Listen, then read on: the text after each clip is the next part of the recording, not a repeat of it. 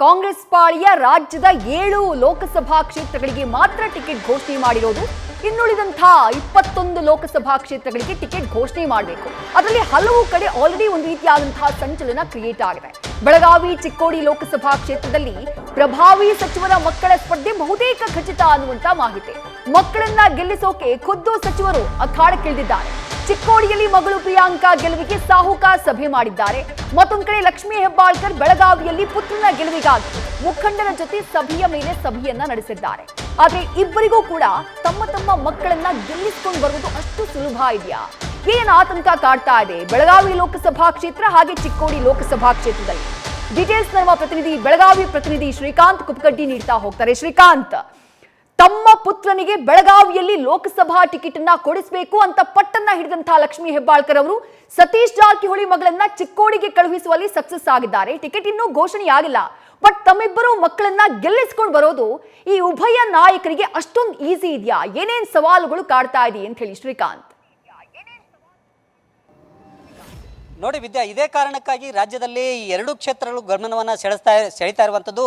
ಪ್ರಮುಖವಾಗಿ ಏನು ಚಿಕ್ಕೋಡಿ ಲೋಕಸಭಾ ಕ್ಷೇತ್ರ ಮತ್ತು ಹಾಗೆಯೇ ಬೆಳಗಾವಿ ಲೋಕಸಭಾ ಕ್ಷೇತ್ರದಲ್ಲಿ ಈ ಬಾರಿ ವಿಶೇಷವಾಗಿ ಏನಂತಂದರೆ ರಾಜ್ಯದ ಪ್ರಭಾವಿ ಸಚಿವರ ಮಕ್ಕಳೇ ಏನಂತಂದರೆ ಕಣಕ್ಕಿಳಿತಾ ಇರುವಂಥದ್ದು.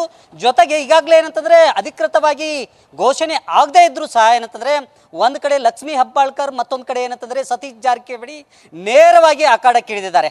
ಏನು ಚಿಕ್ಕೋಡಿ ಲೋಕಸಭಾ ಕ್ಷೇತ್ರದಿಂದ ಈ ಬಾರಿ ಏನಂತಂದರೆ 26 ವರ್ಷದ ತಮ್ಮ ಮಗಳು ಪ್ರಿಯಾಂಕಾ ಜಾರಕಿಹೊಳಿ ಏನಿದ್ದಾರೆ ಅವರನ್ನು ಕಣಕ್ಕಿಳಿಸಲಿಕ್ಕೆ ಏನು ರಾಜ್ಯದ ನಾಯಕರಿದ್ದಾರೆ, ಜೊತೆಗೆ ಕಾಂಗ್ರೆಸ್ ಹೈಕಮಾಂಡ್ ಏನಿದೆ ಆ ಹೈಕಮಾಂಡ್ನ ಒತ್ತಡಕ್ಕೆ ಮಣಿದು ಏನಂತಂದರೆ ಅವರು ಈಗ ಒಂದು ತೀರ್ಮಾನಕ್ಕೆ ಬಂದಂತೆ ಕಾಣ್ತಾ ಇದೆ. ಈ ನಿಟ್ಟಿನಲ್ಲಿ ತಮ್ಮ ಮಗಳನ್ನು ಗೆಲ್ಲಿಸ್ಕೊಳ್ಬೇಕಾದಂಥ ಅನಿವಾರ್ಯ ಪರಿಸ್ಥಿತಿ ಏನಂತಂದರೆ ಸತೀಶ್ ಜಾರಕಿಹೊಳಿ ಅವರಿಗೆ ಬಂದಿರುವಂಥದ್ದು. ಆ ಹಿನ್ನೆಲೆಯಲ್ಲಿ ಈಗ ಏನಂತಂದರೆ ಆಯಾ ಕ್ಷೇತ್ರವಾರು ಏನಂತಂದರೆ ಸರಣಿ ಸಭೆಗಳನ್ನು ಮಾಡುವ ಮೂಲಕ ತಂತ್ರಗಾರಿಕೆಯನ್ನು ರೂಪಿಸ್ತಾ ಇದ್ದಾರೆ. ಇದರ ಜೊತೆಗೆ ಭಾಳಷ್ಟು ಜನ ಈಗಾಗಲೇ ಏನಂತಂದರೆ ಸತೀಶ್ ಜಾರಕಿಹೊಳಿ ತಮ್ಮದೇ ಪಕ್ಷದಲ್ಲಿರ್ತಕ್ಕಂಥ ಕೆಲವು ಶಾಸಕರ ವಿರೋಧ ಇದ್ದೇ ಇದೆ.